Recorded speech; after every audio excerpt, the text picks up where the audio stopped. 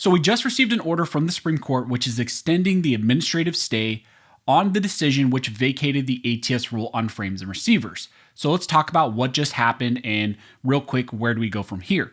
But real quick before we jump into this video, if you think the ATF needs to be abolished, go ahead and hit that like button and subscribe. Also want to mention that we now have a podcast available. Most of you are aware that we are releasing the podcast here on the YouTube channel every single Sunday at 5 p.m. Pacific time, but it's also available on audio format. You can get it on Apple Podcasts, Spotify, and really everywhere. If you want the audio only version, I will leave links down below. And thank you guys so much for all of your support for the podcast. So as I mentioned in the intro, we just received news from the Supreme Court. We just had an order issued by the Supreme Court.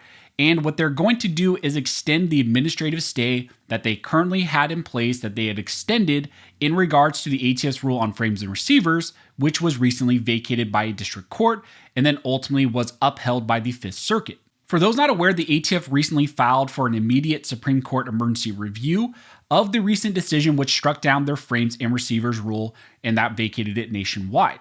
The case that's all involved in this is the case called Vanderstock v. Garland. This was a lawsuit which was originally decided by a Texas federal district court judge, Judge Reed O'Connor. He's also the one currently in charge of the Mock v. Garland ATF pistol brace case. That judge, Judge O'Connor, recently ruled that the frames and receivers rule is in fact invalid and goes beyond the ATF's authority. Therefore, he granted the plaintiffs their FPC, their motion for summary judgment, and vacated the frames and receivers rule nationwide, and that was an entire nationwide vacature. That was a huge win, but of course the ATF wasn't going to take that loss. So after they lost at the district court, they then appealed up to the Fifth Circuit, and they also sought a stay of that judgment by the Fifth Circuit. Well, the Fifth Circuit on review denied that ATF's request for a stay. So they said, no, we are not going to stay that decision. And there was a little bit more nuance to that, but essentially the ATF lost that stay. Well, of course, the ATF decided that they weren't going to take that, so they decided to file an emergency application up to the Supreme Court.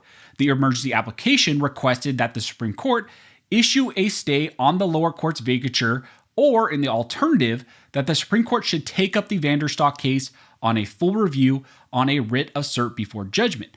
And a writ of cert before judgment, if you're not aware, is essentially bypassing the lower court, bypassing that review, sending it to the Supreme Court, and the Supreme Court will ultimately decide on the merits. So the ATF said, we would like you to either issue a stay on that vacature or take this case up and review it. Then after the ATF went to the Supreme Court, there was an order issued by Justice Alito where he stated that he was giving the parties additional time to file some responses.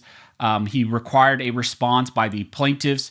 They're the Vanderstock plaintiffs, FPC, and all the individual plaintiffs. A response was due, I believe, August 2nd.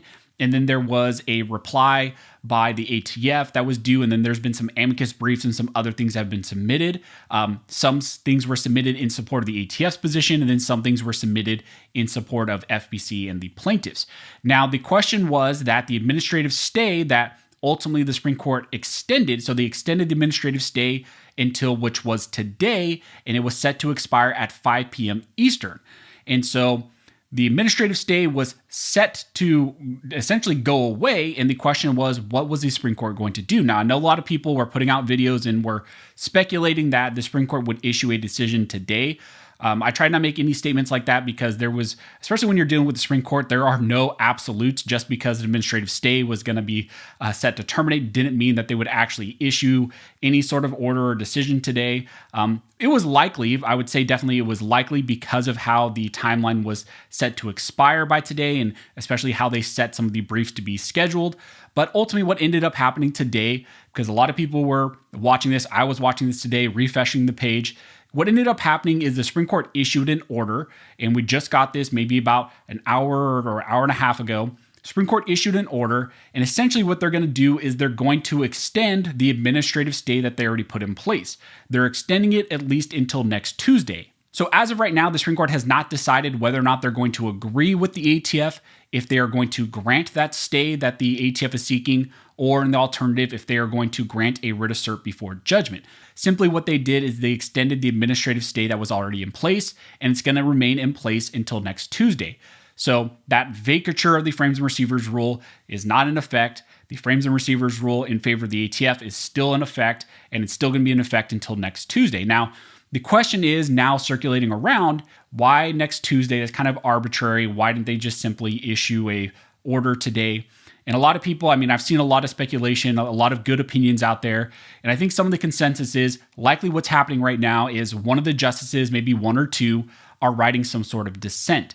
So whatever the Supreme Court has decided to do, because Alito, a lot of people are saying Alito's doing this on his own. Likely what he did is he referred this emergency application to the full court, and we're going to get some sort of order from the full court. And then likely what's happening right now of why there needed to be some additional time is because there's probably some sort of dissent being written. Whether or not that's a dissent by someone like Thomas and Alito saying that they should deny the stay, whether or not it's maybe the liberal justices who are mad that they've denied the stay. We don't really know what this is going to look like.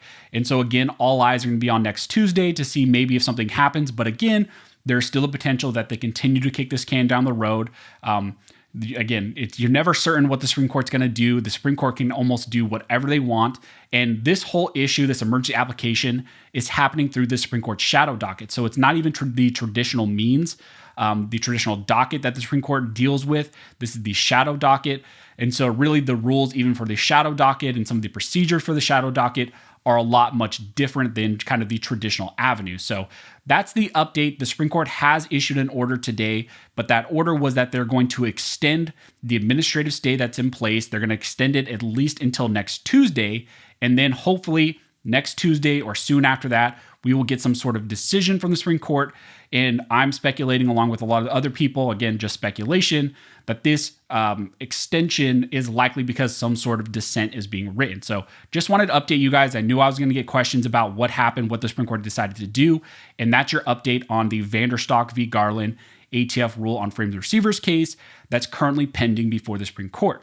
So if you guys have any questions, go ahead and comment down below and I will try to answer the best of my ability. Also, if you like this video and you would like to support the channel, one of the best ways to do that is to like, comment, and subscribe. All those things help to fuel the algorithm, and it signals to YouTube that you guys see value in these videos and in this type of 2A news. As always, I want to thank everybody who likes, comments, subscribes, who hits the notification bell, who shares these videos. You guys are directly impacting these videos, impacting this channel, and helping me to reach and educate more people than I could ever do on my own. So as always, thank you all for watching. Don't forget to like and subscribe. And never forget, this nation was built by armed scholars, and this nation will be maintained by armed scholars.